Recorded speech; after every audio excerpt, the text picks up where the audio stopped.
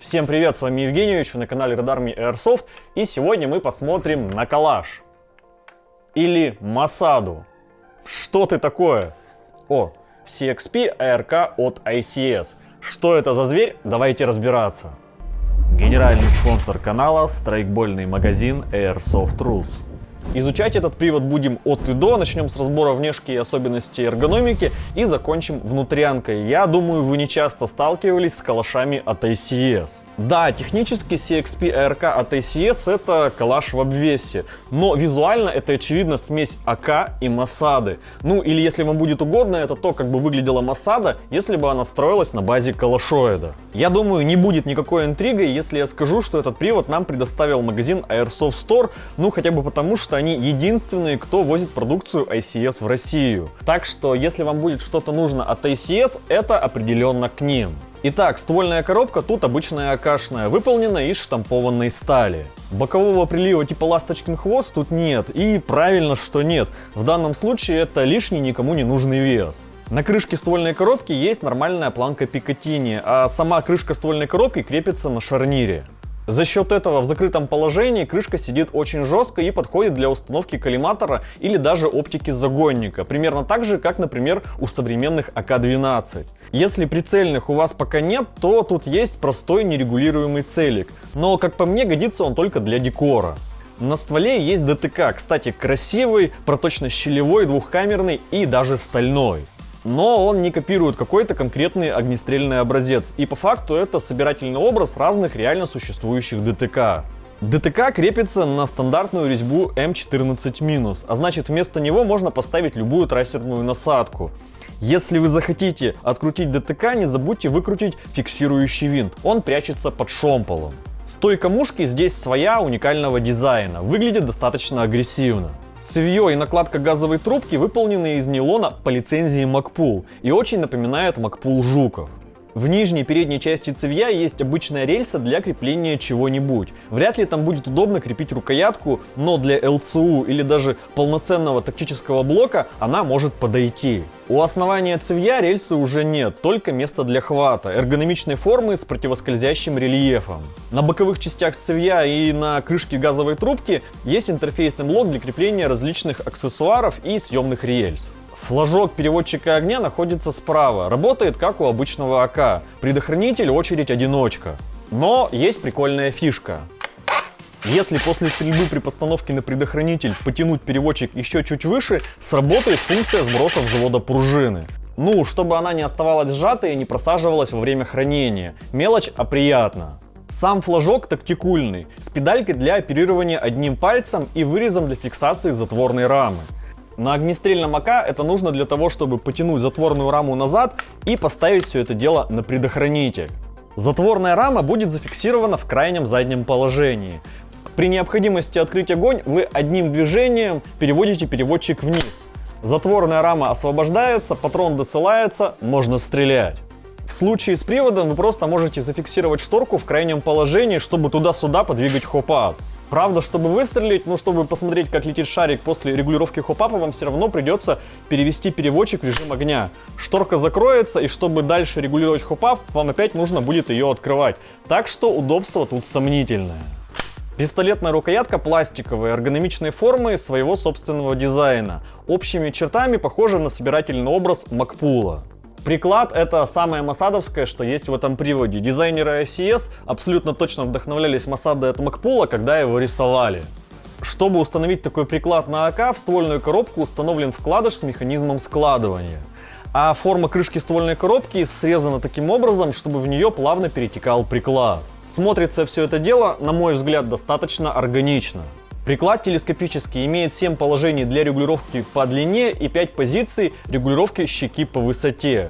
И если вы привыкли вкладываться с фиксацией приклада щекой, вам определенно должно понравиться. Складывается приклад вправо при помощи клавиши в основании. Аккумулятор устанавливается не под крышку ствольной коробки, а в приклад. Для этого есть два варианта. Либо снять тыльник приклада, либо само тело приклада, установить аккумулятор в трубу и поставить приклад обратно. Нормально помещается батарея 11,1 вольт на 1100 махов. Ее, кстати, и рекомендует производитель. Не могу не сказать о минусе такого решения, я про аккумулятор в прикладе. Приклад складывается, и как вы понимаете, провода из корпуса в приклад идут через этот узел складывания. И если вы уже сложили приклад, то при обратном раскладывании нужно быть очень внимательным, чтобы не повредить проводку. В моем экземпляре уже присутствуют мелкие повреждения проводки, и без особой надобности я бы вообще не складывал приклад.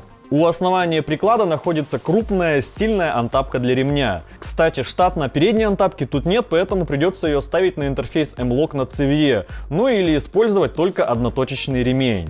Магазин пластиковый, бункерный, с закосом под Макпул. Для любителей реализма можно купить механические магазины с переключателем на 30 или 50 шаров. На вопрос, подходят ли сюда какие-то другие магазины, разочарую. Магазины от Sima, Arcturus и LCT не защелкиваются. С внешкой вроде разобрались, посмотрим, что внутри. Фронтсет крепится по классической маруевской схеме, то есть вставляется в ствольную коробку и фиксируется на 4 винта. Плюс такой конструкции — это то, что вам не нужен никакой магвел, чтобы легко и удобно примыкать магазины. Минусы: если от вибрации эти винтики выкрутятся, то привод саморазберется.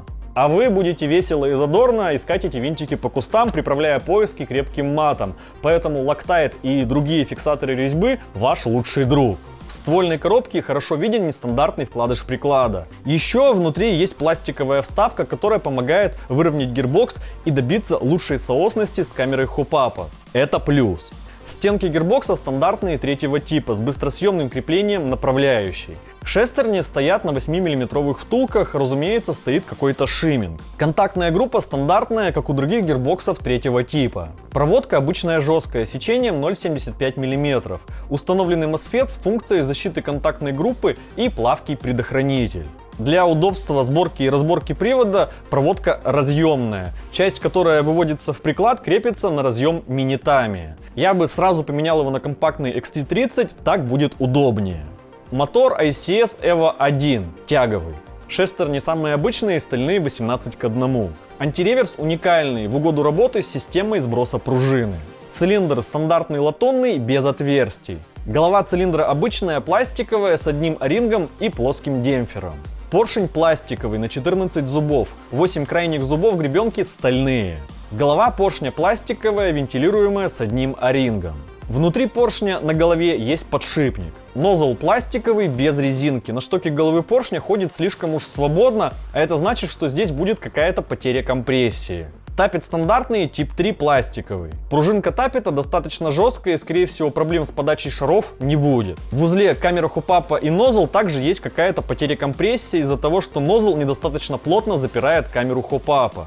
В идеале нужно или нозл чуть-чуть длиннее, или переднюю стенку таппета тоньше, чтобы нозл мог сильнее продвинуться вперед. Ну или тоньше переднюю стенку гирбокса.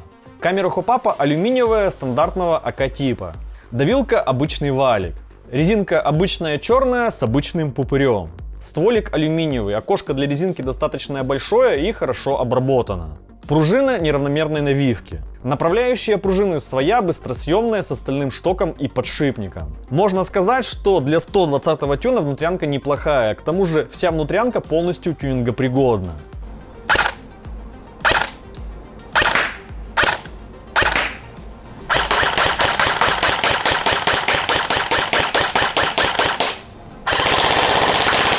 С точки зрения эргономики привод оставляет весьма приятные впечатления. У него неплохая для АК развесовка, удобный приклад и ухватистое цевье, которое не требует установки дополнительных рукояток. И если вам нравится эргономика Масада, но вы хотите все равно калаш, это тот самый компромисс. Ну и это еще один вариант необычного страйкбольного оружия, который визуально выделяется на фоне классических калашей.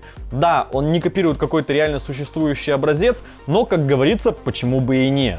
В магазине Airsoft Store этот калаш Масада стоит 40 тысяч рублей за штуку. Ссылку я оставил в описании.